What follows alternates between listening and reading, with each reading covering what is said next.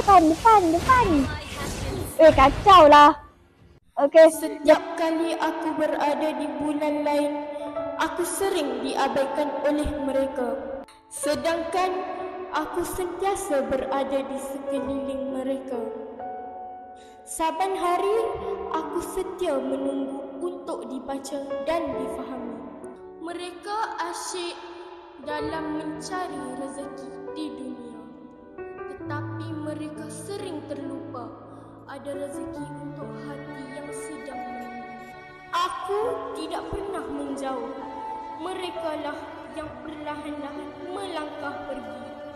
Mereka kejar banyak perkara dalam hidup, tapi jarang berhenti untuk mendengar apa yang Allah ingin sampaikan. شهر رمضان الذي أنزل فيه القرآن هدى للناس وبينات من الهدى والفرقان. Kawan-kawan, kan dah bulan Ramadan. Jomlah kita baca Quran sama-sama. Bulan Ramadan kan bulan Al-Quran? Ramadan mendidik jiwa supaya jangan biarkan Al-Quran hanya menjadi hiasan di rumah. Jika kita kembali kepada Al-Quran, kita sebenarnya sedang kembali kepada diri sendiri.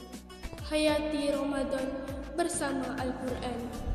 Bismillahirrahmanirrahim. Assalamualaikum warahmatullahi wabarakatuh.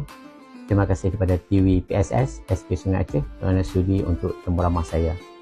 Di kesempatan ini, saya selaku Guru Besar SP Sungai Aceh mengucapkan selamat menjalani ibadah puasa kepada warga se-Aceh, terutamanya barisan guru, staf, cleaner, guard kita, kantin, tukang masak kita, dan juga tidak lupakan murid-murid dan ibu bapa SK Sungai Aceh.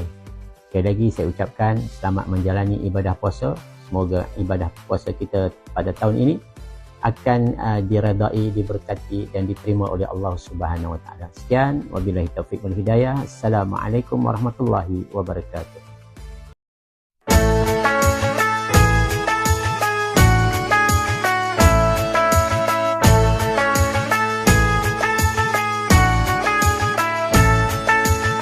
رمضان